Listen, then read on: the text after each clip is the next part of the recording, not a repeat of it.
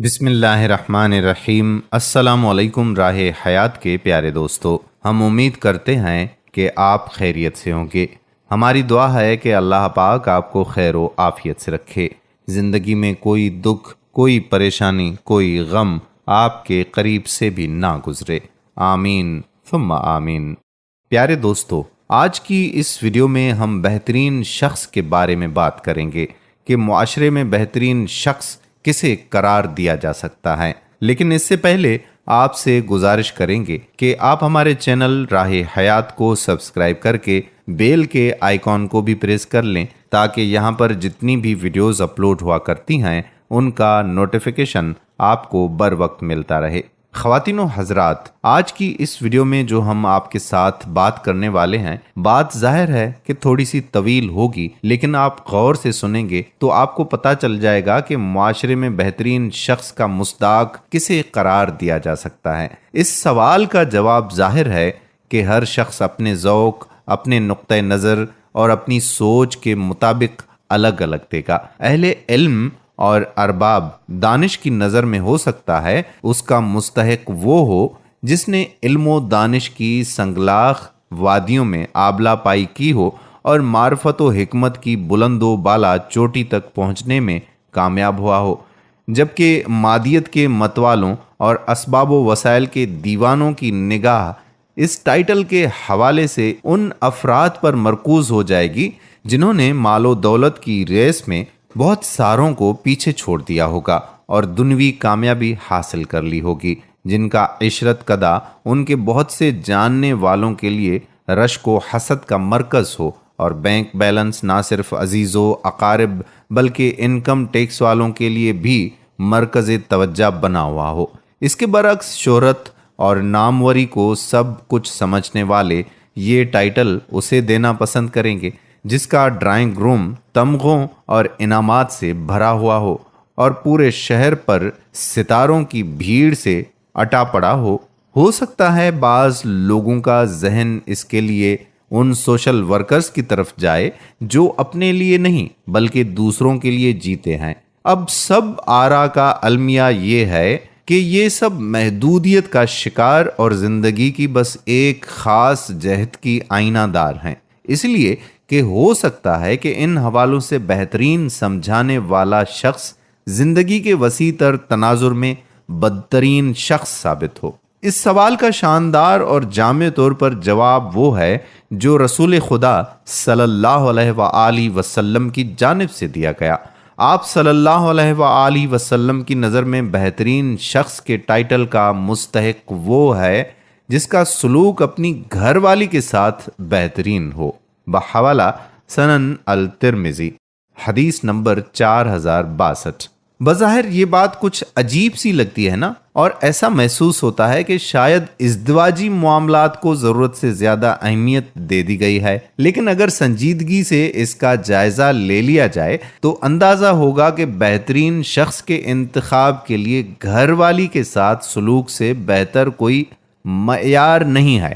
یہ اتنی جامع اور وسیع کسوٹی ہے کہ جس پر کسی کو بھی پرکھنے کے بعد یہ فیصلہ کیا جا سکتا ہے کہ کیا واقعی وہ بہترین شخص ہے یا اس نے شرافت کا محض مکھوٹا لگایا ہوا ہے، اس لیے کہ لوگ بظاہر جیسے نظر آتے ہیں ویسے ہوتے نہیں ہیں، بلکہ ظاہر تو کبھی کبھی اتنا پرفریب ہوتا ہے کہ اس سے اچھے خاصے جہاں دیدہ اور تجربہ کار لوگ بھی دھوکہ کھا جاتے ہیں۔ چنانچہ بہت سے لوگ دینداری کا لبادہ اس مہارت کے ساتھ اوڑھتے اور تقوی و طہارت کی مصنوعی کریم سے اپنی صورت کو اس قدر پرکشش اور چمکدار بنا لیتے ہیں کہ لوگ ان کی شرافت اور دینداری کی قسمیں کھانے میں بھی نہیں جھکتے۔ لیکن اگر ان کی عائلی زندگی کا جائزہ لیا جائے تو پتہ چلے گا کہ ظاہری شرافت و دینداری سب گھر سے باہر ہے۔ گھر کے اندر یہ شخص انتہائی بدتمیز، خود غرض اور شقی القلب ہے۔ باہر شرافت و مروت کا دم بھرنے والا، گھر میں انتہائی وحشی ہے اور ہر دن ظلم و بربریت کی ایک نئی داستان رقم کرتا ہے۔ اسے نہ اللہ اور نہ اس کے رسول کے احکام و تعلیمات کی پرواہ ہے اور نہ ہی اسوائے رسول صلی اللہ علیہ وآلہ وسلم سے گھر کو منور کر کے اسے جنت کا ایک ٹکڑا بنانے کی فکر۔ جہاں اضطراب کے بجائے سکون کا ڈیرا ہو، نحوست کے بجائے سعادت کا بسیرا ہو، تنگی کے بجائے فراخی، نفرت کے بجائے محبت اور کراہت کی تیرگی کے بجائے انسیت کے دیپ جلاتے ہوں۔ اس طرح بیوی کے ساتھ سلوک ایک ایسا آئینہ ہے جس میں ہر شخص کی اصلی تصویر نظر آ جاتی ہے، اس لیے کہ انسان کی یہ فطرت ہے کہ وہ اپنی بالادستی کے جوہر عموماً کمزوروں کے سامنے ہی دکھانا پسند کرتا ہے۔ صنف نازک سے تعلق رکھنے کی وجہ سے بیویاں عام طور پر کمزور اور بے بس اور بے کس ہوتی ہیں، اپنے عزیز و اقارب اور حامی و ناصر سے دور بڑی حد تک شوہر اور اس کے گھر والوں کے رحم و کرم پر ہوتی ہیں۔ یہی وجہ ہے کہ ان کی تھوڑی سی کوتاہی شوہر کے آتش غضب کو بھڑکا دیتی ہیں، وہ ان کی معمولی سی غفلت سے چراغ پا ہو جاتا ہے۔ عام طور پر وہ بیوی کی مستقل حیثیت کو تسلیم کرنے کے لیے تیار نہیں ہوتا، اس خیال سے اس کے ٹکڑوں اور چتھڑوں پر پلنے والی ہستی کی حیثیت ہی کیا ہے۔ یہی وجہ ہے کہ وہ بیوی کے ساتھ توہین آمیز رویہ اپنانے میں کوئی حرج نہیں سمجھتا۔ نازیبا کلمات کا استعمال تو عام سی بات ہے، بعض گھروں میں تو معاملہ گالی گلوچ اور مار پیٹ تک پہنچ جاتا ہے۔ اس معاملے میں جاہل اور تعلیم یافتہ کے درمیان کوئی زیادہ فرق نہیں ہے۔ اس حمام میں سبھی ننگے ہیں۔ بعض تعلیم یافتہ افراد اپنی اس طرح کے رویے کو حق بجانب قرار دینے کے لیے بعض اقوال کا سہارا لینے سے بھی نہیں چوکتے، جیسے یہ کہ شوہر کی حیثیت مجازی خدا کی سی ہے۔ اسلام میں اگر اللہ کے علاوہ کسی کو سجدہ جائز ہوتا تو بیویوں کو اپنے شوہر کو سجدہ کرنا پڑتا۔ وہ اس ہندو فلسفہ کے قائل ہوتے ہیں جو بیویوں کو داسی اور شوہروں کو سوامی قرار دے کر بیویوں کے ساتھ کسی بھی سلوک کی اجازت دیتا ہے۔ جب کبھی عورت کے حقوق کی بات اٹھتی ہے تو مسلمان یہ کہہ کر اس سے اپنا پیچھا چھڑا لیتے ہیں کہ اسلام نے اس طرح تمام حقوق آج سے 1500 سال قبل عورتوں کو دے دیا ہے۔ اس میں کوئی شبہ نہیں کہ اسلام نے عورتوں کو معاشرے میں جو عزت، جو احترام، جو مقام اور وسیع و جامع حقوق عطا کیے ہیں، مغرب اپنی طویل جدوجہد کے باوجود اس تک پہنچا ہی نہیں ہے اور پہنچ سکتا بھی نہیں۔ لیکن سوال یہ پیدا ہوتا ہے کہ کیا اسلام کے عطا کردہ حقوق مسلم خواتین کو حاصل ہیں؟ اس کا جواب یقیناً نفی میں ہے۔ ہو سکتا ہے کہ اس سلسلے میں کچھ استثناءات ہوں، لیکن عام طور پر مسلم خواتین کے حالات غیر مسلم خواتین سے اچھے نہیں ہیں۔ وہ بھی انہی کی طرح گھریلو تشدد کا شکار ہیں، مظلومیت ان کا مقدر ہے۔ اس سے بعض خوش نصیب کو ہی نجات مل پاتی ہے۔ رسول اللہ صلی اللہ علیہ وآلہ وسلم نے بہترین شخص ہونے کے لیے جو معیار متعین فرمایا ہے، اس کی روشنی میں اگر حیات طیبہ کا جائزہ لیں تو اندازہ ہوگا کہ آپ صلی اللہ علیہ وآلہ وسلم کی ذات اس حوالے سے بھی عالم انسانیت کے لیے مثالی نمونہ ہے۔ بس ضرورت اس بات کی ہے کہ مسلمان اسے اپنی زندگی میں اتاریں اور اس سے اپنی عائلی زندگی کو سنواریں۔ حضرت صفیہ رضی اللہ تعالی عنہا ایک سفر میں آپ صلی اللہ علیہ وآلہ وسلم کے ساتھ تھیں۔ انہوں نے اس بات پر رونا شروع کر دیا کہ وہ جس اونٹنی پر سوار تھیں وہ بہت آہستہ چلتی تھی۔ آپ صلی اللہ علیہ وآلہ وسلم ان کے پاس گئے، اپنے دستے مبارک سے ان کے آنسوں پونچھے اور دلاسا دیا۔ بحوالہ سنن النسائی حدیث نمبر 9072۔ آپ صلی اللہ علیہ وآلہ وسلم بیویوں کی تعریف میں بھی کمی نہیں کرتے، بلکہ برملا اس کا اظہار کیا کرتے تھے۔ چنانچہ ایک مرتبہ فرمایا، خدیجہ سے مجھے شدید محبت ہے۔ حضرت عائشہ رضی اللہ تعالی عنہا کے بارے میں فرمایا کہ عائشہ رضی اللہ تعالی عنہا کی فضیلت دیگر عورتوں پر ایسی ہے جیسے سرید کی دیگر کھانوں پر۔ بحوالہ صحیح بخاری حدیث نمبر 3341۔ آپ صلی اللہ علیہ وآلہ وسلم پلیٹ میں اس جگہ سے کھانا کھاتے تھے جہاں سے حضرت عائشہ رضی اللہ تعالی عنہا کھاتی تھیں۔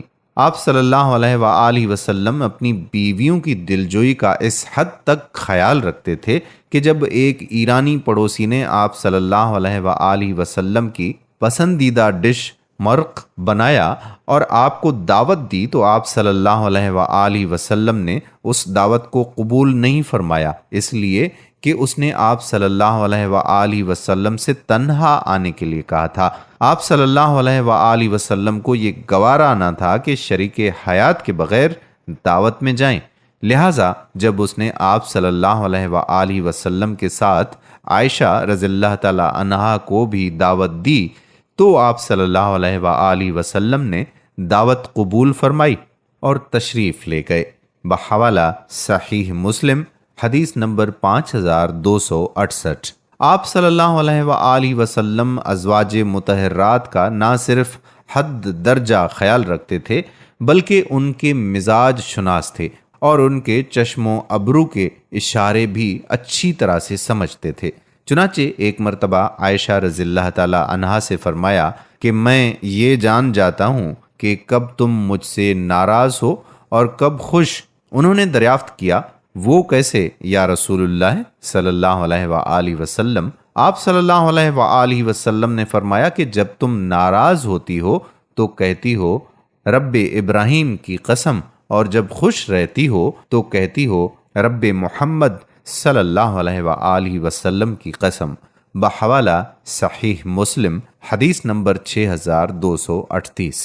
آپ صلی اللہ علیہ وآلہ وسلم ازواج کے ساتھ اس حد تک عزت و احترام کا معاملہ فرماتے تھے کہ ایک مرتبہ حضرت صفیہ رضی اللہ تعالی عنہا آپ صلی اللہ علیہ وآلہ وسلم کے اعتکاف کے دوران آپ صلی اللہ علیہ وآلہ وسلم سے مسجد نبوی میں ملنے آئیں، تو جب وہ واپس جانے لگیں تو آپ صلی اللہ علیہ وآلہ وسلم احتراماً انہیں مسجد کے دروازے تک چھوڑنے کے لیے تشریف لائے۔ بحوالہ بخاری حدیث نمبر 2011۔ خواتین کو گھروں میں چونکہ عام طور پر کوئی خاص اہمیت نہیں دی جاتی، اس وجہ سے نہ اہم امور میں ان سے مشورہ کیا جاتا ہے اور نہ ہی ان کی رائے کو ترجیح دی جاتی ہے۔